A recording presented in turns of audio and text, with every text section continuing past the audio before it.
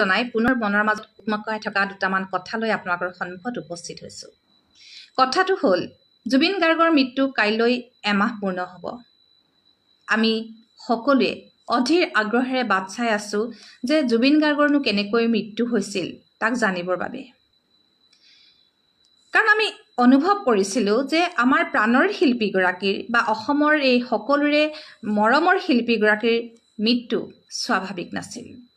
প্ৰতিবাদ কৰিছিলোঁ, এতিয়াও আমি প্ৰতিবাদ কৰি আছোঁ, কাৰণ আমাৰ স্বাভাৱিক যেন লগা নাই। প্ৰতিবাদ কৰাটো আমাৰ গণতান্ত্ৰিক অধিকাৰ, ন্যায় বিচৰাটো আমাৰ গণতান্ত্ৰিক অধিকাৰ। আমি ন্যায় বিচাৰিব পাৰোঁ যদি ক'ৰবাত অন্যায় হোৱা যেন দেখোঁ।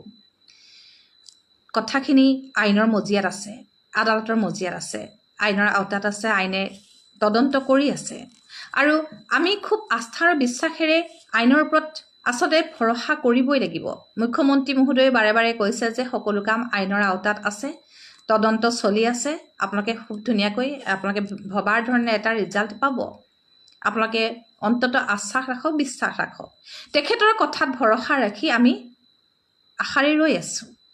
কিন্তু কথাটো হ'ল কালি মুখ্যমন্ত্ৰী মহোদয়ে খুব ধুনীয়াকৈ এটা কথা ক'লে যে জুবিন গাৰ্গৰ মৃত্যুৰ যি তদন্ত, সেই তদন্ত SITয়ে কৰি আছে আৰু খুব সম্ভৱতঃ নৱেম্বৰ মাহৰ ভিতৰতে চাৰ্জশ্বীট দাখিল হ'ব।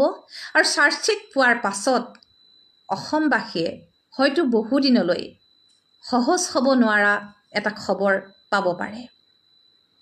যিটো খবৰ বা যিটো ফলাফল পাব হয়তো সহজতে মানি ল'বলৈ অলপ কষ্ট হ'ব। এই কথাটোৱে কাৰ মনত কেনেকৈ ক্ৰিয়া কৰিলে মই নাজানো।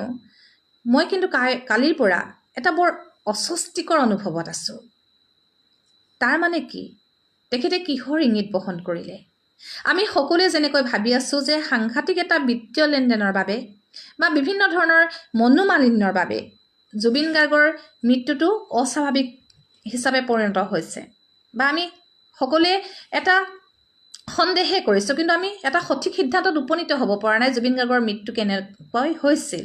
কিন্তু তেখেতৰ কথাটোৱে যিটো ইংগিত বহন কৰিলে, এইটোতো এটা ভাবিবলৈ ভয় লগা এটা কথা হৈ পৰিছে। কিহৰ ইংগিত বহন কৰিলে? যদিহে বিত্তীয় লেনদেনৰ বাবে হৈছে বা সিদ্ধাৰ্থ হতে বা শেখৰ হতে এটা কনস্পিৰেচি কৰি তেখেতক মৃত্যুৰ মুখলৈকৈ লৈ গৈছে, সেইখিনি কথাটো জনসাধাৰণৰ কাৰণে একেবাৰে সহজ কথা। তেওঁলোকে সেইটো কথাই আমি সকলোৱে অনুভৱ কৰি আছোঁ বা সন্দেহ কৰি আছোঁ। আৰু সেইটো কথা শুনিবলৈ আচলতে আমি চক হ'বলগীয়া বা সহজকৈ ল'ব নলগীয়া কোনো কথা নাই। আমি সেইটোকে সকলোৱে সন্দেহ কৰিছোঁ। কিন্তু তেখেতে যিটো কথা ক'লে যে সহজকৈ ল'বলৈ অলপ কষ্ট হ'ব, এইটো কথাই কিন্তু এটা ডাঙৰ ইংগিত বহন কৰিছে। আমি ৰহস্যৰ মাজত আচলতে থাকিব খোজা নাই, কিন্তু আমাৰ হাতত একো বিকল্পও নাই। দ্বিতীয় কথা, শ্ৰদ্ধাৰ ৰীতা চৌধুৰী বাইদেউৰ এটা ফেচবুক পোষ্ট দেখিছোঁ। তেখেতে খুব সুন্দৰকৈ তাত কথাখিনি লিখিছে, সাহিত্যিকৰ ভাষাত তেখেতে লিখিছে। আৰু সেই কথাখিনি তেওঁ কৈছে যে এতিয়া যদি মই নকওঁ, এটা মই ডাঙৰ অপৰাধ ভূতত ভুগিম। প্ৰথম বাক্যটো তেনেকৈ আছে।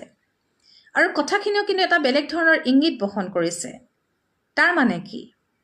জুবিন গাৰ্গৰ মৃত্যুৰ তদন্ত কৰিবলৈ যাওঁতে কেঁচু খান্দোতে সাপ ওলাইছে নেকি?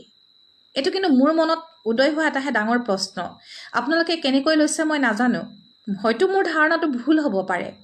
কিন্তু যদিহে হয়, কেঁচু খান্দোতে যদি সাপ ওলাইছে, তেনেহ'লে কি হ'ব?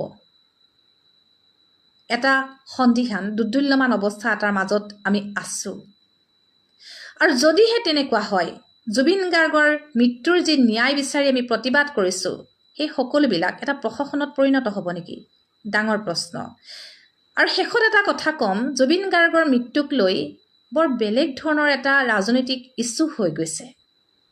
সকলো দল সংগঠনলৈ অনুৰোধ জনাইছোঁ, অন্ততঃ জুবিন গাৰ্গক লৈ ইছ্যু নকৰিব। অসমত বিভিন্ন ধৰণৰ সমস্যা আছে, অভাৱ অভিযোগ আছে, সেইখিনিক ইছ্যু হিচাপে ব্যৱহাৰ কৰক। জুবিন গাৰ্গৰ মৃত্যু কাৰোবাৰ বাবে আশীৰ্বাদ হৈ আহিব নোৱাৰে। এইটো এটা বৰ লজ্জাজনক কথা হৈ গৈছে। জুবিন গাৰ্গৰ নিচিনা এজন সত্তা এটা অনুষ্ঠানক লৈ আজি যি ৰাজনীতিৰ আমি কিছুমান ইছ্যু দেখিছোঁ, কথা বতৰা দেখিছোঁ, সঁচাকৈ এগৰাকী সাধাৰণ নাগৰিক হিচাপে অতি কষ্ট পাইছোঁ, অতি মনোকষ্ট পাইছোঁ। অনুগ্ৰহ কৰি এনেকুৱা ধৰণৰ কথা বতৰাবিলাকৰ পৰা বিৰত থাকি সঁচাকৈনো জুবিন গাৰ্গৰ লগত কি হৈছে আমি জানিব বিচাৰোঁ। আহক, justice for Zubeen Garg only